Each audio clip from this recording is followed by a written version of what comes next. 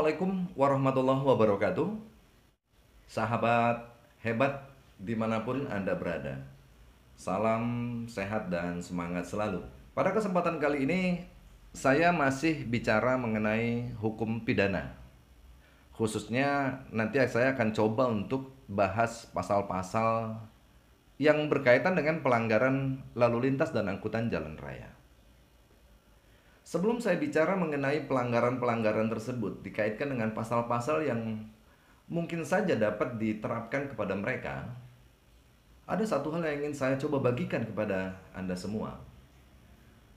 Saking bahayanya mengemudikan kendaraan di jalan umum, semua negara pada dasarnya menerapkan hukum bahwa mengemudikan kendaraan itu adalah dilarang.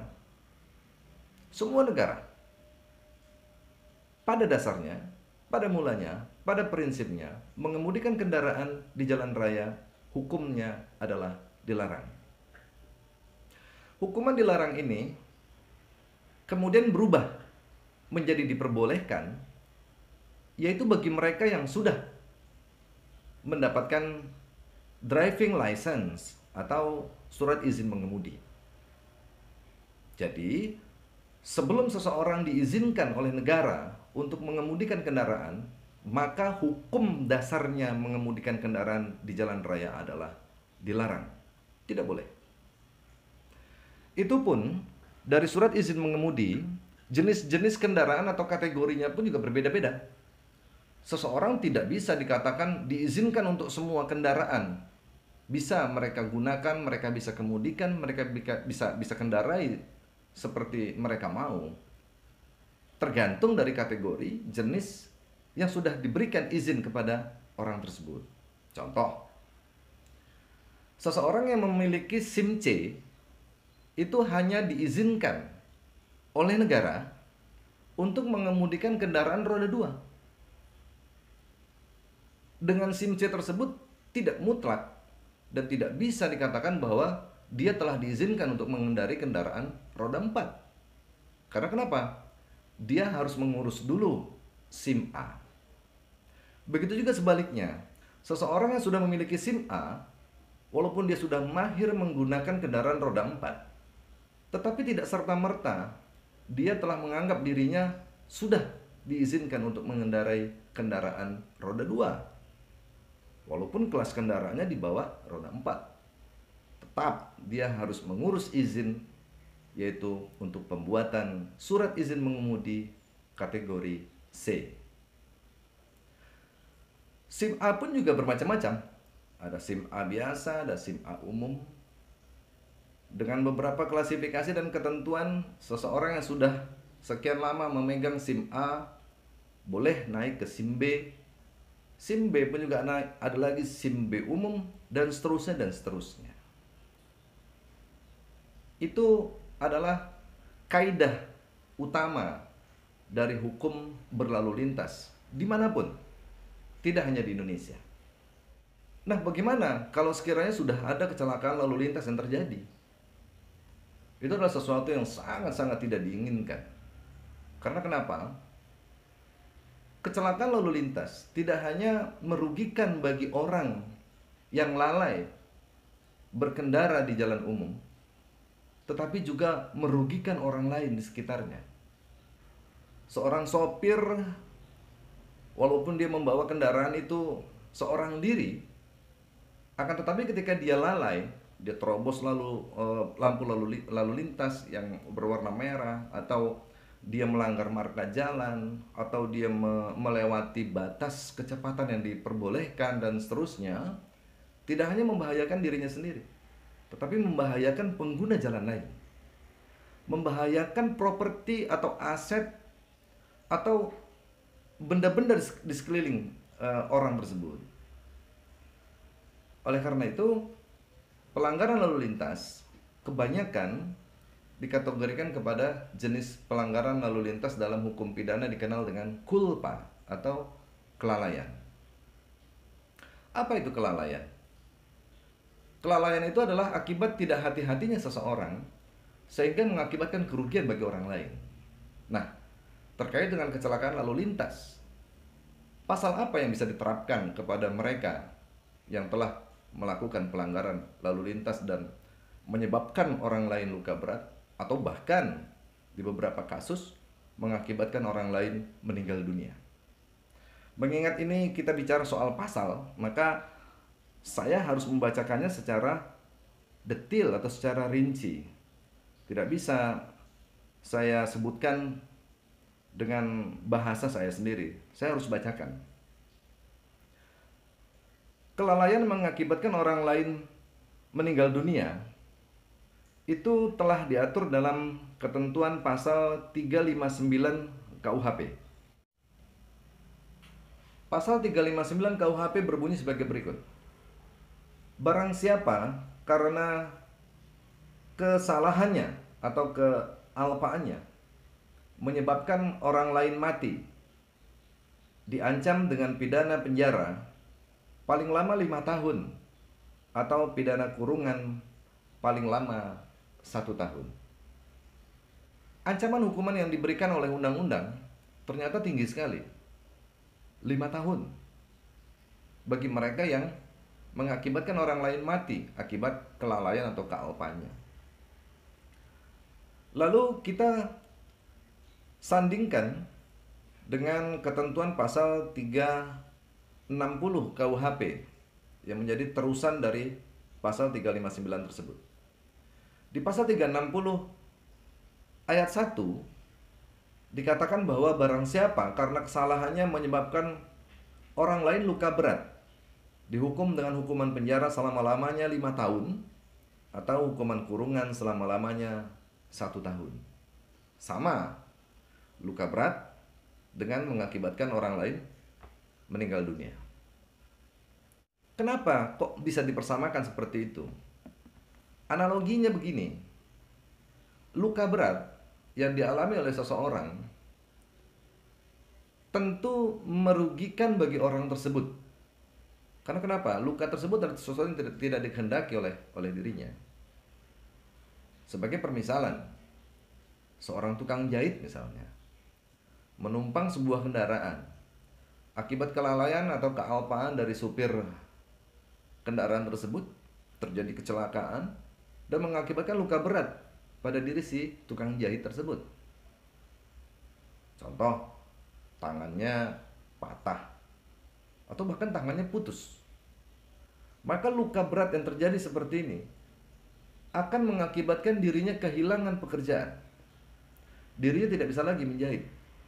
Dirinya tidak bisa lagi melakukan pekerjaan yang sehari-hari menjadi penghidupan bagi dirinya dan juga bagi keluarganya. Inilah nanti gunanya hakim akan mencoba untuk menelisik lebih dalam di persidangan terhadap faktor-faktor yang memberatkan dari perkara-perkara yang diajukan di hadapan mereka. Oleh karena itu, undang-undang menentukan ancaman-ancaman hukuman secara maksimal. Nah, apabila seseorang lalai karena melakukan pekerjaannya misalnya atau jabatannya, maka undang-undang menentukan bahwa hukuman yang diancamkan kepada mereka diperberat. Pasal 361 KUHP itu mengatakan jika kejahatan yang diterapkan dalam bab ini dilakukan dalam melakukan sesuatu jabatan atau pekerjaan, maka hukuman dapat ditambah dengan sepertiganya dan si tersalah dapat dipecat dari pekerjaannya dalam waktu mana kejahatan itu dilakukan, dan hakim dapat memerintahkan supaya keputusannya itu diumumkan. Nah, bagi orang-orang yang mengendarai kendaraan karena pekerjaan atau karena jabatan atau amanah dari seseorang, apabila dia melakukan pelanggaran akibat kelalaian yang dilakukannya menyebabkan orang lain mati atau luka berat, maka orang tersebut diperberat hukumannya 1/3 dari ancaman hukuman yang tadi saya sebutkan. Kemudian orang tersebut dapat dipecat dari pekerjaannya. Dan selanjutnya hakim pun juga diperbolehkan untuk mengumumkan putusan terhadap orang tersebut agar diketahui oleh umum.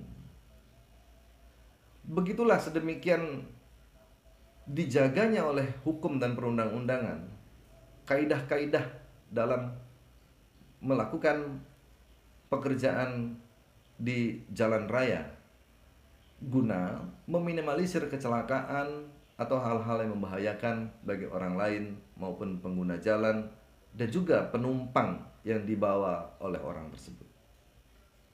Sahabat hebat, kalau kita bicara lagi tentang lalu lintas, maka kelalaian atau kealpaan sebagaimana tadi sudah saya jelaskan dari sudut pandang KUHP itu juga sudah diatur dalam undang-undang yang lebih khusus, yaitu Undang-Undang Nomor 22 Tahun 2009 tentang lalu lintas dan angkutan jalan, di mana khusus mengenai kelalaian atau kealpaan yang terjadi sehingga menyebabkan kecelakaan lalu lintas terjadi. Undang-Undang Nomor 22 Tahun 2009 telah menerapkan pasal 310 ayat 4, di mana dalam pasal tersebut ancaman pidana maksimal adalah pidana penjara selama 6 tahun dan pidana denda maksimal 12 juta rupiah. Dalam ketentuan pasal ini, pemidanaan penjara itu tidak menjadi sesuatu yang berdiri sendiri, tetapi ditambah karena ada kata-kata dan, bukan atau ya. Ini ada kata-kata dan. 6 tahun penjara dan denda 12 juta rupiah. Undang-Undang Lalu Lintas dan Angkutan Jalan menjadi undang-undang yang bersifat khusus dari pasal-pasal pada KUHP tersebut. Tetapi menurut pendapat saya, ketentuan pasal 361 ayat 1 mengenai pemberatan sepertiga ancaman hukuman terhadap orang yang melakukan pelanggaran lalu lintas berdasarkan jabatan atau pekerjaannya tentu sudah sepatutnya diterapkan kepada mereka yang melanggar lalu lintas. Sahabat hebat, apapun itu, pelanggaran lalu lintas yang sudah mengakibatkan orang lain meninggal atau luka berat, berapapun juga dihukum lamanya kepada mereka si pelaku, tentu tidak sebanding dengan duka yang dialami oleh keluarga dari para korban. Mau dihukum maksimal 5 tahun pun tentu tidak akan mengembalikan nyawa orang-orang yang telah menjadi korban dari kelalaian yang telah mereka lakukan. Oleh karena itu, kesadaran untuk tertib berlalu lintas, untuk mematuhi hukum yang ada, dan juga untuk berhati-hati mengemudikan kendaraan adalah sesuatu yang sangat penting. Disinilah kita baru mengerti istilah utamakan keselamatan. Kemudian saya teringat kepada orang-orang tua kita dulu lah. Ketika anaknya minta dibelikan kendaraan, orang tua kita dulu berkata, bikin SIM-nya aja dulu lah, nanti ku belikan kendaraan. Itu dulu.